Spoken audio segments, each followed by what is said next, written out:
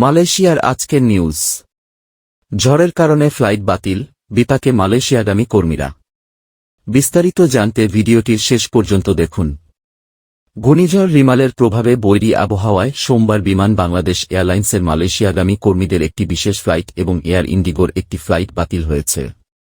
এতে ভোগান্তিতে পড়েছেন যাত্রীরা, যাদের মধ্যে কাজের উদ্দেশ্যে মালয়েশিয়াগামী অনেক কর্মীও আছেন। জানা গেছে, ফ্লাইট বাতিল হওয়ায় মধ্যরাতে হযরত শাহজালাল আন্তর্জাতিক বিমানবন্দরের ভেতরে বিক্ষোভও করেছেন তাদের কয়েকজন।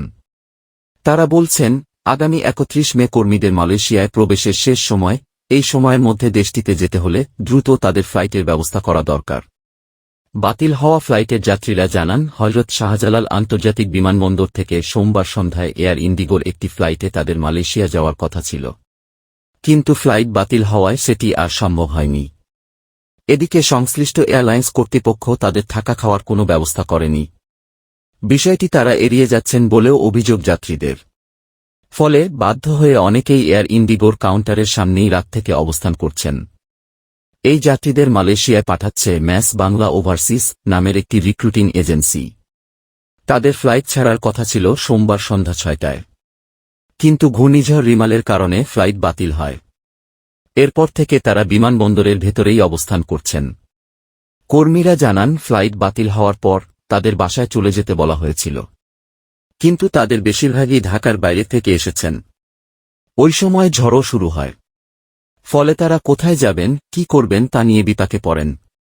বাধ্য হয়ে তারা বিমানবন্দরের ভেতরেই থেকে যান।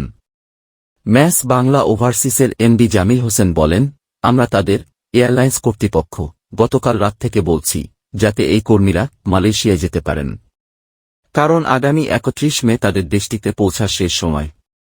কিন্তু তারা প্রথম দিকে বিষয়টি গুরুত্ব দেয়নি। এখন কথা হয়েছে ওই এয়ারলাইনের একজনের সঙ্গে। তিনি জানিয়েছেন, তারা বড় একটি ফ্লাইটে কাল পরশু পাঠাবেন।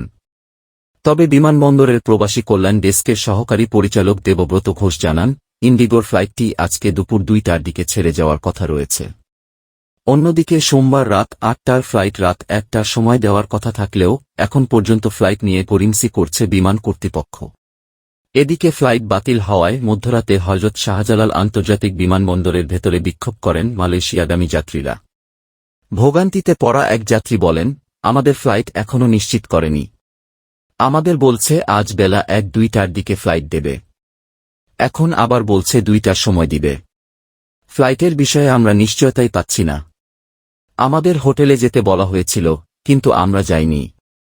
আমরা বলেছি এর শেষ দেখে যাব, মরতে হলে এয়ারপোর্টেই মরব। অপর এক যাত্রী বলেন, আমাদের ফ্লাইট ছিল রাত ৮টায়, সেখান থেকে রাত ১টা পর্যন্ত অপেক্ষা করিয়েছে। এরপরও যখন আমরা ফ্লাইট পাইনি, তখন সবাই মিলে প্রবাসী কল্যাণ ডেস্কে যাই, কিন্তু সেখানেও আমরা উত্তর পাইনি। তখন আমরা বাধ্য হয়ে বিক্ষোভ করি। তাদের জানাই, আমরা যদি যেতে না পারি সব কাউন্টার বন্ধ করে দেওয়া হবে, কোনো যাত্রী যেতে পারবে না।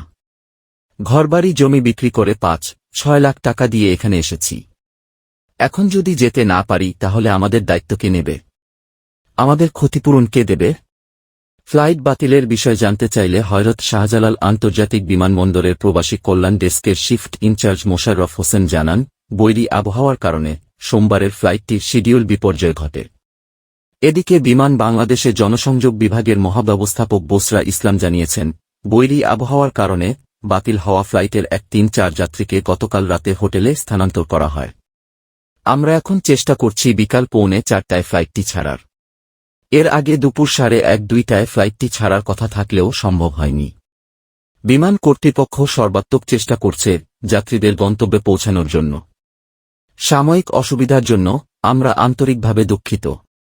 উল্লেখ্য, মালয়েশিয়া সরকারের সিদ্ধান্ত অনুযায়ী ৩১ মের মধ্যে অনুমোদিত কর্মীদের দেশটিতে প্রবেশ করতে হবে।